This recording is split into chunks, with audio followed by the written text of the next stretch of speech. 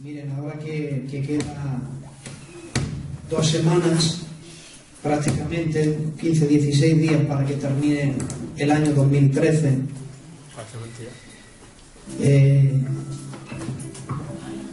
yo te voy a poner un reto que hago yo todos los años sobre esta fecha. Ten siempre un folio o un cuaderno y un bolígrafo, y cuando te acuerdes de las bendiciones que has recibido en el 2013, pues las anotas. Quizás a lo mejor pensando no te acuerdes de todas, pero un día te acuerdas de unas y al día siguiente dices: el Señor me bendijo con eso, vas y lo anotas. Y cuando ya te olvides, que digas: yo creo que ya son todas, voltea la hoja y pon qué he hecho yo para el Señor este año. Y te vas a sorprender de que hemos recibido más abundantemente de lo que pensábamos o imaginábamos. Y que Dios ha sido mucho más bueno de lo que nosotros lo hemos sido hacia Él.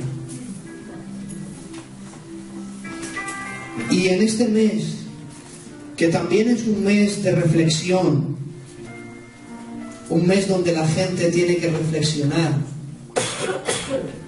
y entender que cada día queda menos para estar con el Señor. Porque esta es nuestra esperanza, y quien tiene esta esperanza se purifica a sí mismo.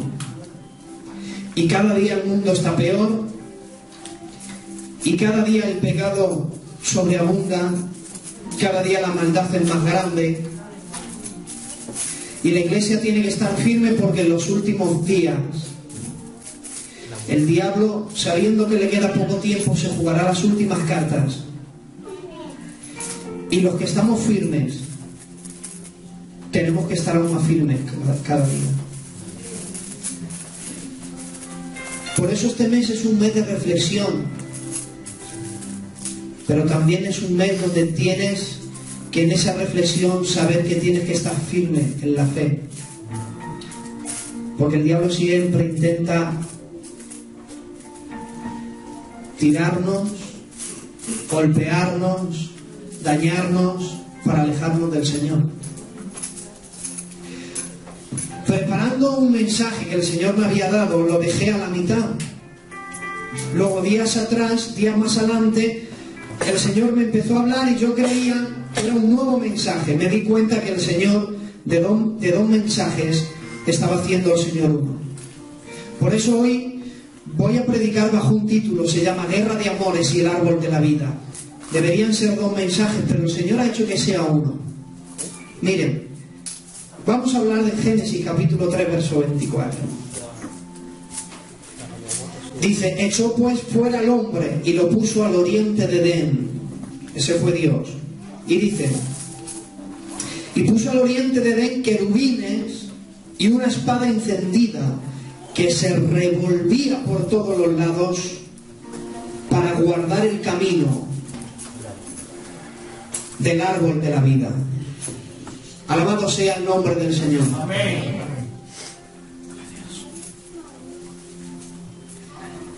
Cuando el Señor echa fuera al hombre y a la mujer por haber cometido el pecado de la desobediencia, el Señor hace algo y dice: mira, una vez que ya están fuera y ahora están en la condición de pecado, voy a hacer algo para que ellos no se arrimen al árbol de la vida. Dice Dios: no vaya a ser que alarguen su mano y cojan del árbol de la vida, coman y vivan eternamente. Y aquí Dios nos desvela que existe un árbol que Él llamó el árbol de la vida, que si Adán hubiera comido de él, hubiera vivido eternamente. Entonces, para que eso no ocurriera, Dios hizo algo. Puso querubines para proteger el camino que llevaba al árbol de la vida. Y esto es muy interesante porque es la primera vez en la Biblia que aparecen unos seres que no son seres humanos. Estos seres son angelicales, son querubines. En el cielo existe una jerarquía espiritual o angelical donde hay diferentes seres. Existen los ángeles, los arcángeles, o por lo menos la Biblia menciona uno, al arcángel Miguel, los querubines, los serafines, los 24 ancianos y los 4 seres vivientes. Cada uno de ellos son diferentes los unos a los otros, diferentes en imagen, también diferentes en misiones para la cual han sido creados. En una clase de angelología sería precioso hablar de todos ellos. Luego, aparte de estas 6 jerarquías espirituales que hay, Dios creó un ser que pertenece a la jerarquía querubínica, pero que uno lee y es diferente a todos ellos. Dios creó a un ser llamado Lucero o Lucifer. Era un querubín, pero era diferente a todos los querubines. Es al único que le dice: tu querubín grande y protector. Los querubines, os vais a sorprender quien no lo sepa, son unos seres que según la Biblia tienen 4 caras. Tienen 4 alas. Debajo de sus alas tienen como una mano de hombre. Tienen piernas como de hombre. Y los pies son como los de los becerros, pero brillan, dice, son como el bronce bruñido. Estos seres, los querubines, casi siempre van juntos. O como mínimo van 2. Nunca actúan en solitario. Y fueron creados para cuidar y proteger. Esas son la misión de los querubines: cuidar y proteger. Por eso cuando Dios crea a Lucifer, le dice: tú querubín grande y protector. Lucifer fue creado para proteger y cuidar. Ahora aquí llegaría la pregunta: si fue creado para cuidar el qué, si no había pecado cuando él fue creado. Él fue creado para cuidar de que en el cielo no hubiera una rebelión contra Dios. Pero atención, el encargado de cuidar de que no hubiera una rebelión se rebeló contra el Señor. El jefe de todos los querubines, el encargado de cuidar y proteger la santidad, de que no hubiera una rebelión, se rebela contra Dios. Y escuchen, el pecado nació por un sentimiento de rebelión contra el Señor. Hoy se le conoce como Satanás, que Jehová lo reprenda. Antes de ser ese ser, él era un querubín grande y protector. Estaba en el santo monte de Dios. Perfecto eras en todos tus caminos. A él no vino el pecado a tentarle, a decirle: ¿te vienes conmigo? ¿Nos rebelamos contra Dios? No. El pecado nació cuando ese ser decidió rebelarse contra Dios. ¿Saben qué nos enseña esto? Que el diablo no necesitó pecado que le tentara para rebelarse contra Dios, porque él solito se rebeló contra el Señor. Tenía la voluntad de seguirlo o no seguirle. Decidió no seguirle. Decidió no servirle más. ¿Sabes qué pasa? He oído tanto a tanta gente decir: si el diablo no fuera tan malo, entonces yo no sería rebelde contra Dios. Porque yo soy así de rebelde contra Dios, porque el diablo es muy malo, el diablo siempre me tienta, el diablo siempre está ahí para hacerme caer, y el diablo, y toda la culpa para el diablo y el pecado.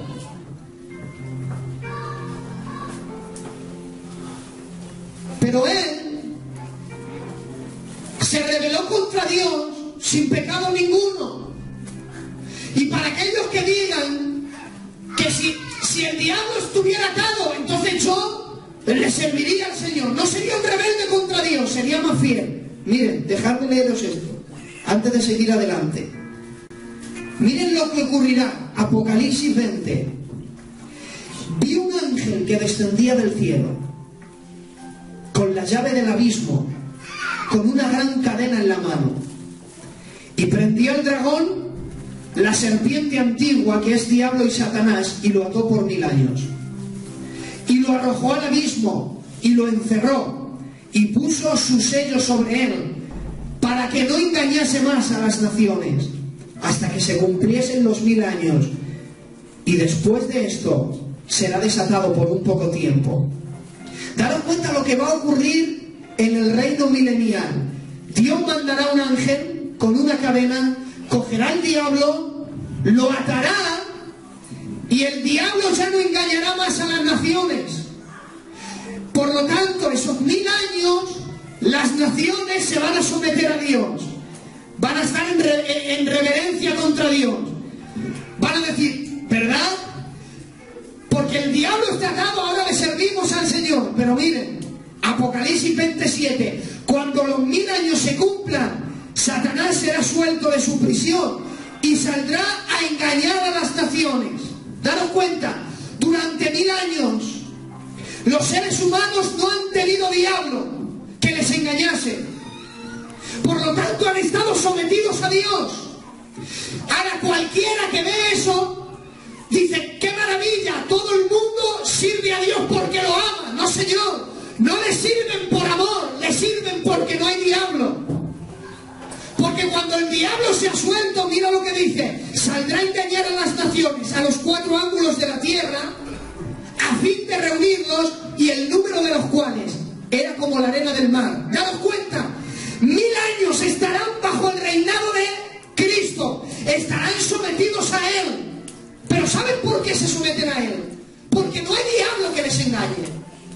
Porque una vez que salga el diablo, después de haber experimentado 1000 años con Dios, prefieren irse con Él. Así que le siguen, no porque lo aman, le siguen porque no hay diablo que les engañe. Y hay gente que dice, si Satanás estuviera atado, entonces yo le serviría a Dios. No se trata de que Él esté atado. No se trata de que Dios haga así y haga desaparecer al diablo para que sea fiel a Dios, no. ¿Saben qué nos enseña esto? Que la vida es una guerra de amores. Es una guerra de voluntades. Es una guerra de decisiones. O decides amarlo, o decides no amarlo. Y aunque es verdad que el diablo es muy malo y todo lo que queramos, pero mira, a que todos conocemos Juan 3:16. El secreto de la vida eterna. De tal manera amó Dios al mundo que dio a su Hijo unigénito. Ahí mira, ahí el Señor nos desveló el secreto de la vida eterna. Pero hay 3 versículos más adelante. ¿Alguien lo sabe? Porque ahí el Señor nos desveló el secreto por el cual la gente se condena. Miren, Juan 3:19. Y esta es la condenación, que la luz vino al mundo y los hombres amaron más las tinieblas que la luz. No sé si habéis notado la palabra amaron más. No dice que no amaran la luz, dice amaron la luz, pero amaron más las tinieblas que la luz. ¿Por qué? Dice porque sus obras eran malas. ¿Saben qué es lo que ocurre? Que ¿quién no ama la luz? Mira, ¿quién no ama, aplicando este texto, quién no ama esta luz? ¿Quién no ama vivir una vida en el Señor? Vivir en el Señor, hermanos, mira, te ahorra muchos problemas matrimoniales. Te ahorra mucho dinero. Te ahorra una vida de bienestar. ¿Quién no ama una vida de bienestar? Todos. Amaron la luz, pero que el problema es que amaron más las tinieblas. Por eso te digo que servir a Dios es una guerra de amores.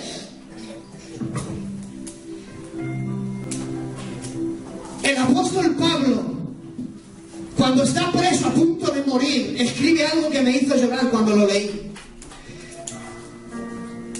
Segunda de Timoteo 4:9 dice Pablo a punto de morir: procurar venir a verme. Procurar venir pronto a verme. ¿Y sabes por qué estaba tan triste? Porque Demas me ha desamparado, amando este mundo. Santo. ¿Sabes quién? Demas era un colaborador de él, le seguía, trabajaba para el Señor, en un momento se descuidó, amó la luz, quizá, pero amó más las tinieblas que la luz. Y llegó el tiempo en que abandonó a Pablo, abandonó al Señor, amó este mundo. Y en tu vida, ¿qué decidirás amar? Porque lo que amas determina tu destino. Amén, ¿verdad? Muy bien. Tu amor determinará tu destino. Señor. Por eso Juan, el apóstol del amor, dice, primera de Juan 2:15, no améis al mundo, ni las cosas que están en el mundo. Gloria a Dios. ¿Os dais cuenta que es una guerra de amores? Gloria a Dios, sí, Señor. Si alguno ama al mundo, el amor del Padre no está en él. Y uno se pregunta, vale, pero ¿qué cosas del mundo no tengo que amar? Miren las cosas que no tenemos que amar. El verso 16, porque todo lo que hay en el mundo, ¿el qué? Los deseos de la carne, los deseos de los ojos, la vanagloria de la vida, no proviene del Padre, sino del mundo. Aleluya. El mundo pasa y sus deseos, pero el que hace la voluntad de Dios permanece para siempre. Amén. Amén, Señor. Lo que decidas amar determinará tu destino. Por eso, si hay algo que te aconsejo, mucho cuidado con lo que amas y deseas. Porque volviendo al principio, Adán amó y deseó conocer el árbol de la ciencia del bien y del mal. Deseó conocer el conocimiento que daba ese fruto y lo pagó caro. Porque hay amores que se pagan muy caros. Jamás te enamores del pecado, jamás te enamores de esta vida perversa, llena de maldad, porque hay amores que se pagan muy caros.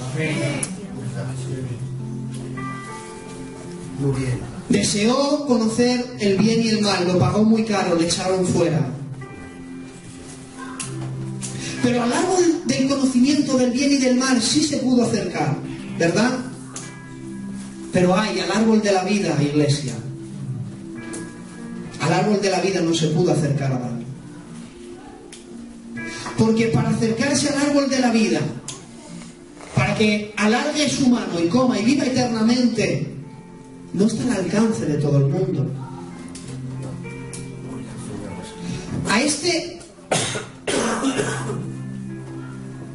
Si hay un conocimiento en la tierra es la Biblia. Aquí está encerrado todos los misterios de Dios. Aquí se acerca cualquiera. Pero existe un árbol que si llegas a comer de él, vives eternamente. Pregunto, ¿quién no quiere vivir eternamente con el Señor? Hay un árbol, según Dios, que quien coma de él, vivirá eternamente. ¿Quisieras comer de ese árbol de la vida y vivir eternamente? Bueno, primero tendríamos que preguntarnos dónde está ese árbol. Porque Dios nos dijo que existía un árbol de la vida. ¿Dónde está? Apocalipsis capítulo 2, verso 7. El que tiene oídos oiga lo que el Espíritu dice a las iglesias. El que venciere, le daré de comer del árbol de la vida, el cual está en medio de ¿dónde? Del paraíso. Entonces, ahora, ese paraíso ¿a quién le pertenece? Le tiene que pertenecer a alguien. Termina el versículo diciendo, el paraíso de Dios. Entonces, el árbol de la vida está en un paraíso que le pertenece a Dios. Pero muy bien, Si el árbol de la vida está en un paraíso que le pertenece a Dios, ¿dónde voy a buscar ese paraíso? La Biblia nos responde. Apocalipsis 22:2. Y en medio de la calle, de la ciudad, a un lado y a otro del río, estaba el árbol de la vida. Entonces la Biblia nos da más datos. Nos dice que el árbol de la vida está en un paraíso. Ese paraíso le pertenece a Dios. Pero es que ese paraíso está en medio de una ciudad. Y para llegar al paraíso tienes que ir por un camino que a un lado hay un río y a otro lado hay otro río. La siguiente pregunta: ¿de qué ciudad está hablando Dios? Hebreos capítulo 11, verso 10. Porque esperaba la ciudad que tiene fundamentos, cuyo arquitecto y constructor es el Señor. Entonces, existe un árbol de la vida que está en un paraíso. Ese paraíso le pertenece a Dios. Ese paraíso que le pertenece a Dios está en la ciudad de Dios, en la ciudad celestial, que el mismo que la ha construido es el Señor. Si nosotros pudiéramos llegar hasta esa ciudad, escúcheme, encontrarla, llegar hasta esa ciudad, entrar en la ciudad, encontrar el camino, que a un lado hay un río y a otro lado hay otro río, y ir por todo el camino, llegaríamos al centro de la ciudad, entraríamos al paraíso y podríamos ver el árbol de la vida. Pregunto, ¿te podrías acercar a él para comerlo? Bueno, en Génesis Dios puso querubines. Y los querubines tenían la orden por Dios que nadie se acerque a comer. Quien se acerque, lo aniquilas. Si pudiéramos encontrarlo, ¿podrías acercarte a comer de él? Bueno, si podrías pasar por encima de los querubines, hay otra cosa. Hay una espada de fuego que se revuelve, símbolo de juicio de la palabra del Señor. Por aquí, aunque burles a los querubines, a la palabra de Dios jamás será burlada. Entonces, qué complicado es comer del árbol de la vida. Hay un solo requisito. Dios dijo a los querubines: marcharos. La espada de fuego la quitó. Ya no hay ni querubines ni espada de fuego. Entonces me puedo acercar a él. Bueno, hay un requisito. Quien ha quitado los querubines y la espada de fuego ha puesto un requisito para el árbol de la vida. ¿Cuál? Apocalipsis 22:14. Bienaventurados los que lavan sus ropas. ¿Para qué? Para poder tener derecho del árbol de la vida. Amén. Aleluya. Amén. Gloria a Dios. ¿Cuántos quisieran vivir eternamente con Dios? ¿De veras? ¿Cuántos? Gloria a Jesús. Hay un solo requisito. Bienaventurados los que lavan sus ropas.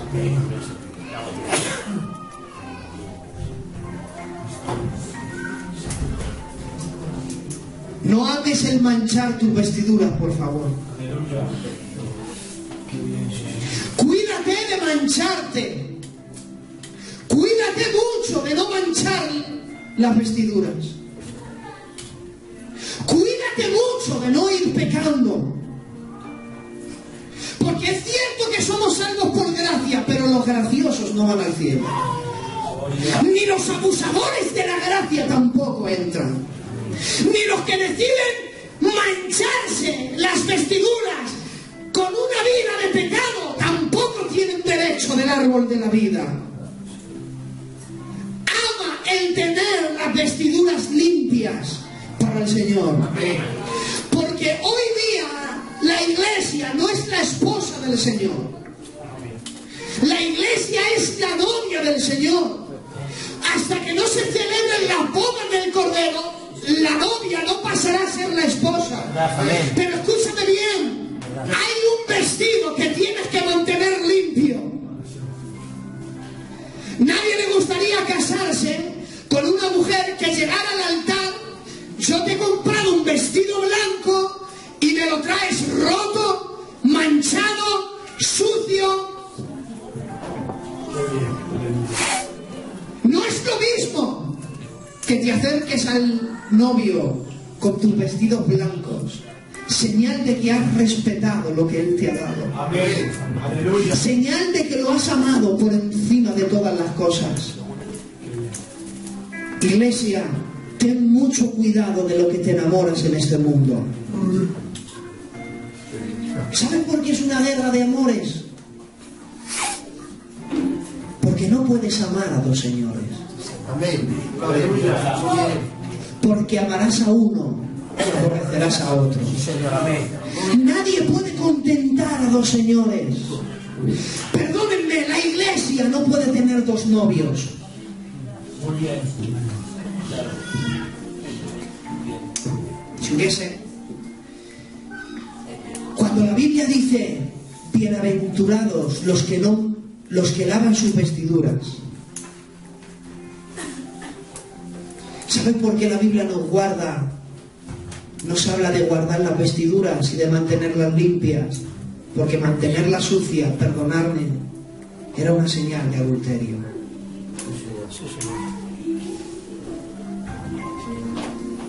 Y Dios miraba a Israel y la veía como una mujer que había caído en adulterio, porque había servido a otros amos.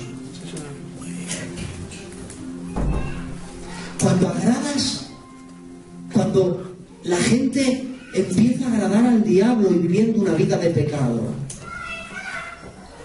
es como haber engañado al novio.